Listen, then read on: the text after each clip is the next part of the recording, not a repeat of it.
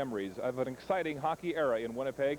Memories of great players who have played this game at the highest level. There's Bobby Hull, Hedberg, Nilsson. Great days from Dale Howardchuk. And of course, who'll forget Teemu Selanne. There were other players too who came from all parts of Manitoba, who raised their game and honed it and went on to exciting professional careers. But the Jets are leaving, folks. We've known that for a long time. No reason to get worried about that. But where are they going? What's it look like down there? What are they getting? They're going to the Arizona desert. And so tonight's game brings a sense of closure. We're losing something great to the land of cactus and coyotes.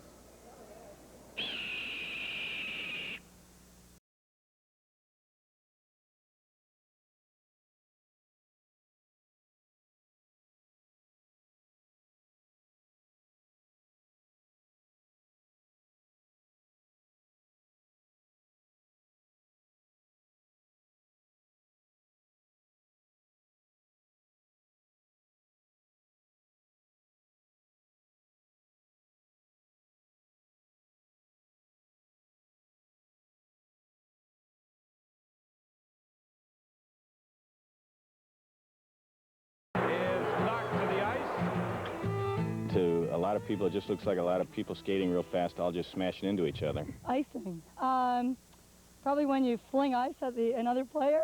Who's Keith Tkachuk? I don't know. This is Squaw Peak in the Arizona desert, smack dab in the middle of Phoenix, the NHL's newest venture into the U.S. Sun Belt, home of the Coyotes. It's going to be 82 degrees here today. What's that, 25, 26 degrees Celsius?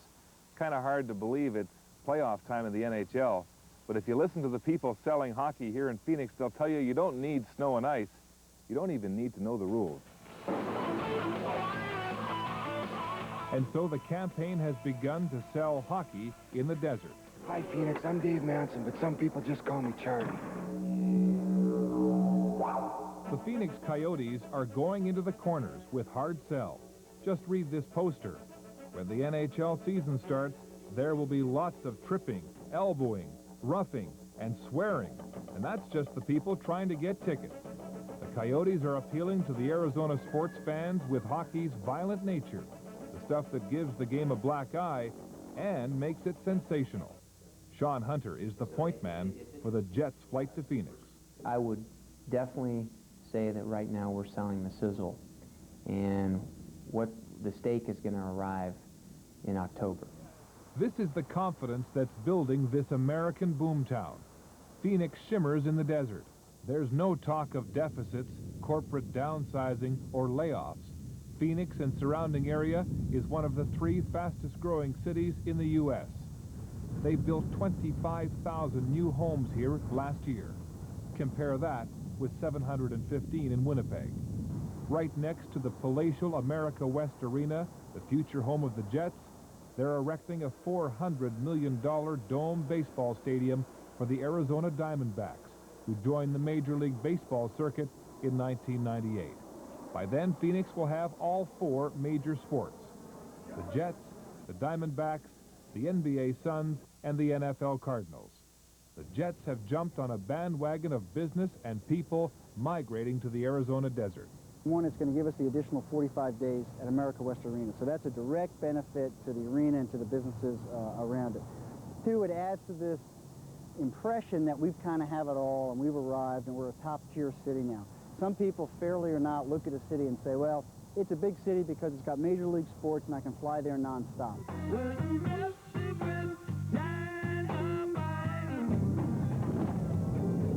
Game night at the America West Arena. Tonight, the NBA is on deck as the Phoenix Suns play host to the San Antonio Spurs. But imagine, if you will, 1 year from now, and this will be the scene for the Winnipeg Jets as hockey goes upscale, up cost, and south.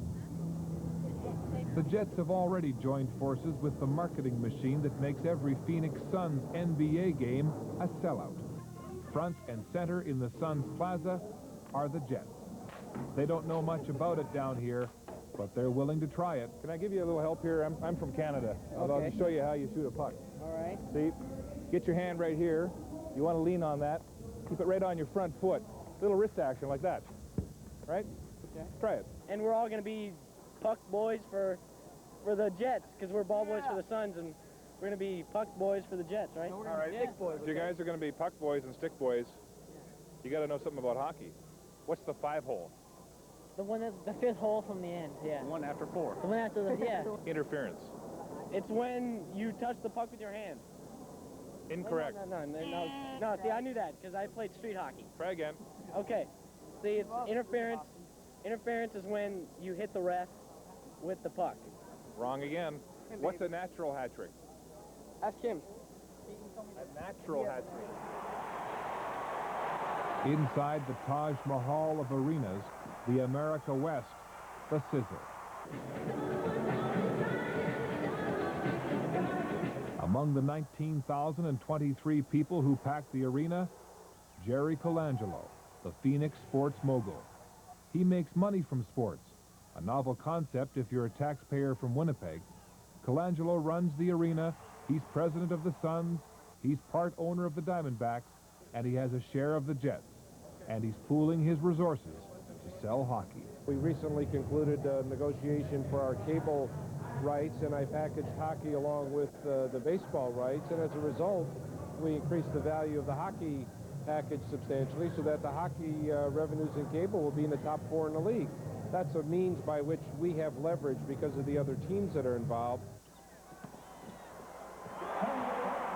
But Jerry Colangelo's most famous employee isn't so sure the Jets are a sure thing in the desert.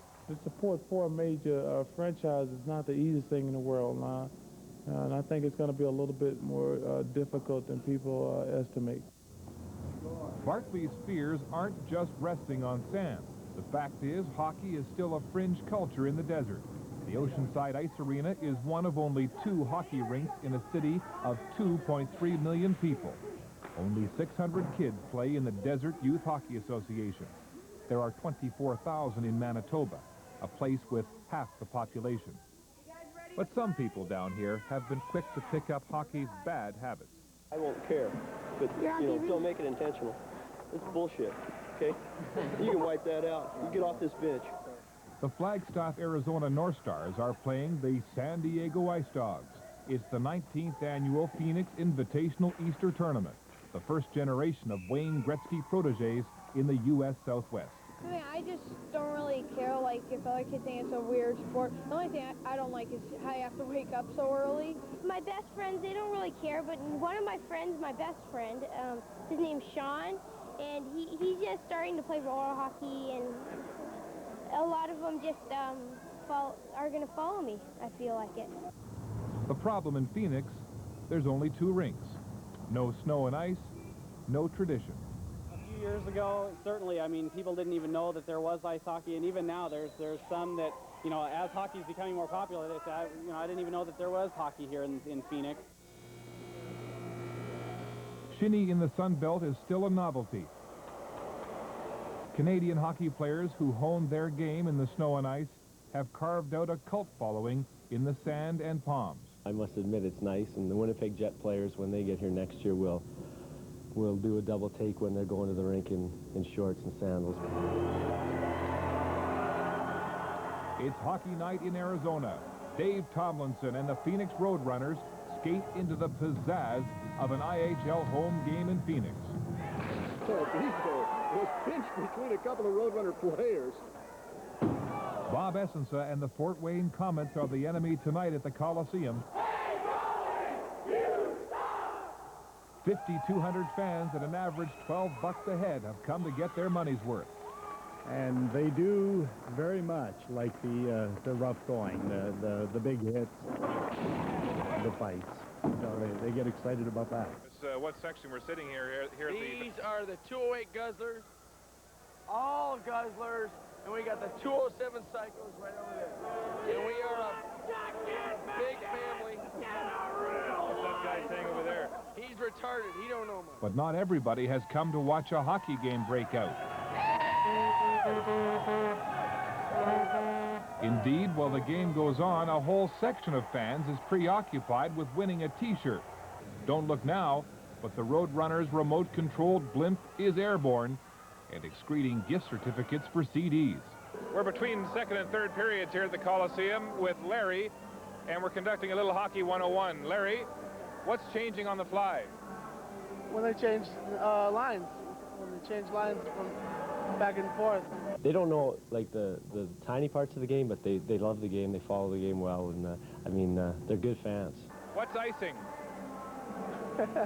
When the player behind the defender's blue line shoots it right and it gets past the red line. And then Finally, a fan who knows the game. Sort of.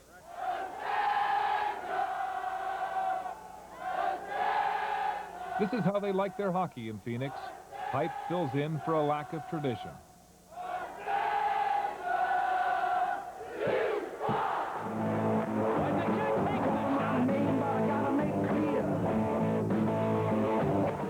But can the NHL Coyotes make hockey bloom in the desert?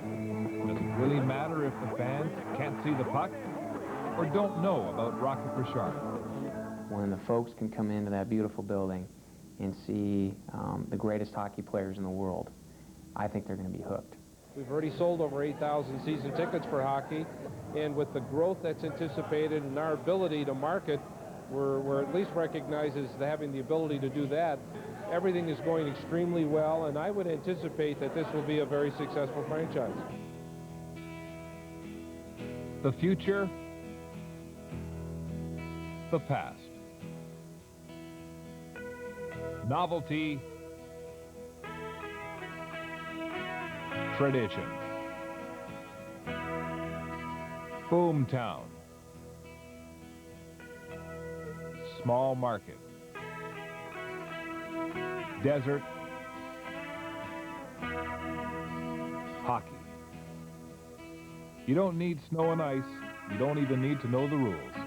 Another chunk of our national game has been bought. What team's next?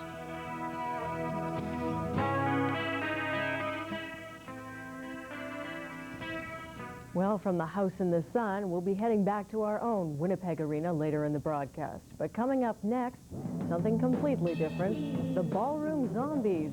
That another... But how was I to know that you'd be letting go?